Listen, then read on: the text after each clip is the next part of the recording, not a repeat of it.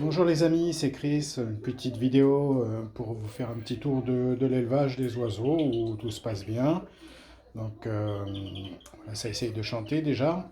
Donc aujourd'hui, perle morbide, endive, chicon pour les gens qui habitent dans le nord de la France et j'ai mis du bain, les bains à disposition même s'il fait un peu frais encore.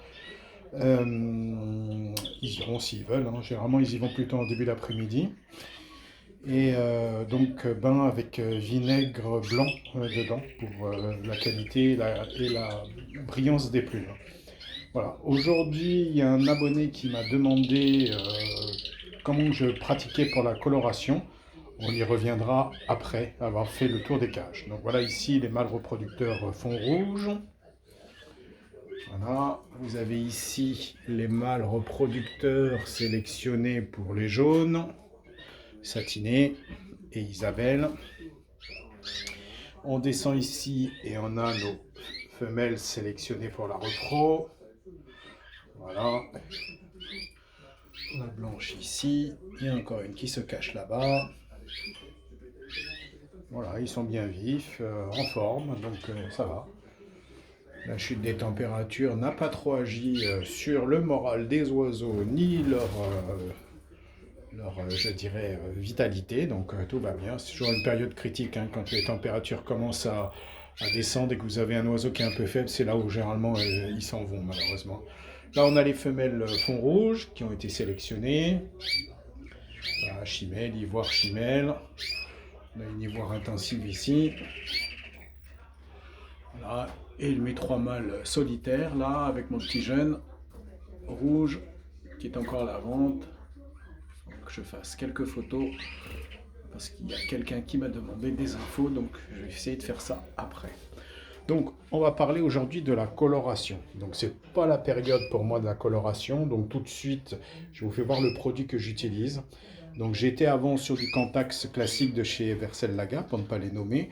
Et j'ai décidé de changer sur ce produit-là parce qu'en lisant un petit peu et en regardant les forums de discussion, je me suis aperçu que le produit Color Red était moins nocif en termes de produit. Il y a plus de choses naturelles pour la coloration. Donc j'ai décidé de basculer, le résultat est similaire. Donc je ne reviendrai pas en arrière avec la Cantax. En plus, dans ma région, c'est hyper difficile à trouver vu que le produit est censé être interdit hein, donc à la vente. Voilà. Donc coloration. Deuxième point, vous avez des éleveurs qui colorent toute l'année. Donc, c'est généralement des éleveurs qui font des concours et qui ont peur que s'il y a une plume qui tombe, il y a une plume blanche au milieu du rouge, du plumage, et donc ça pourrait dégrader la notation des oiseaux. Donc, c'est pour ça qu'ils colorent en permanence. Moi, c'est pas ce que je fais. Moi, aujourd'hui, je colore à la naissance jusqu'à la fin de la mue. Donc, voilà pour les jeunes. Pour les adultes, c'est dès que la mue démarre, donc on va dire août, jusqu'à la fin de la mue, on va dire fin novembre, je colore les oiseaux. Alors c'est un produit qui est soluble, donc on peut le mettre dans de l'eau, et aussi on peut le mettre dans la pâtée. Les deux choses se font, le dosage est indiqué généralement avec le produit,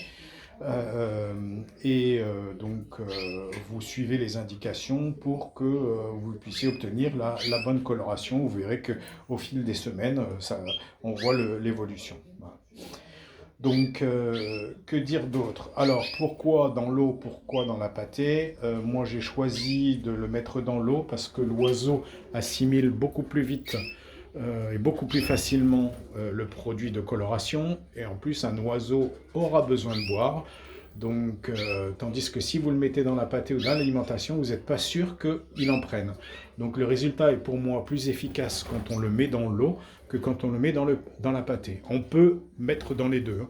Il n'y a pas de souci, mais comme je dis, dans l'eau de boisson, vous êtes sûr que votre oiseau va boire à un moment ou à un autre, hein. Donc, le produit est plus assimilé, plus rapidement et la coloration est meilleure.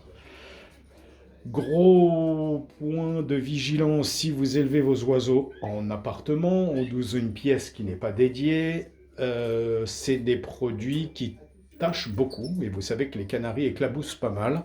Donc vous pouvez vous retrouver facilement avec un mur coloré en rouge. Donc faites attention à ça si vous les élevez ailleurs que dans une pièce d'élevage. Voilà pour la coloration. Donc j'espère que j'aurai répondu à l'abonné qui a demandé des informations. J'ai trouvé que c'était un bon atelier de discussion. Vous pouvez partager avec moi la méthode que vous employez. Je sais qu'il y a des gens qui font différemment, mais bon, après, les résultats étant corrects, je continue avec cette méthode-là. Voilà.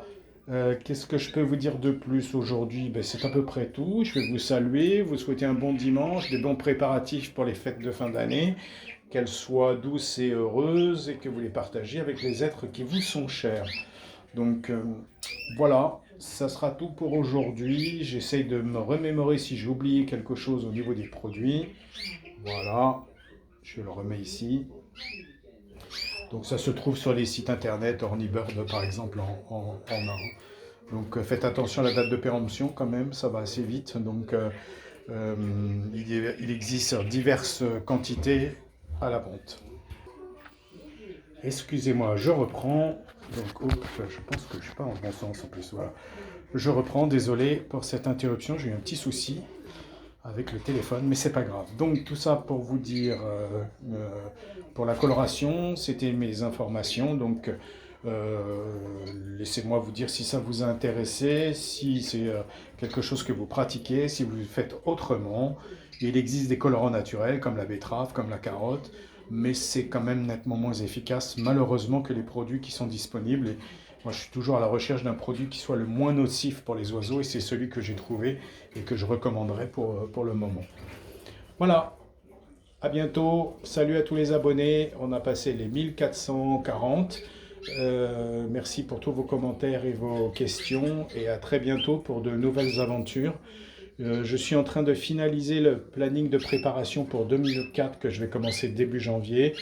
Ça sera un format Excel, donc pour les gens qui seraient intéressés, je répète encore une fois, envoyez-moi vos adresses mail par retour, que je puisse vous le transmettre. Donc c'est un fichier Excel et je le ferai avec plaisir, mais surtout communiquez vos adresses email, sinon je ne pourrai pas vous les transmettre. Au revoir à tous, coucou au groupe WhatsApp et à très bientôt pour de nouvelles aventures.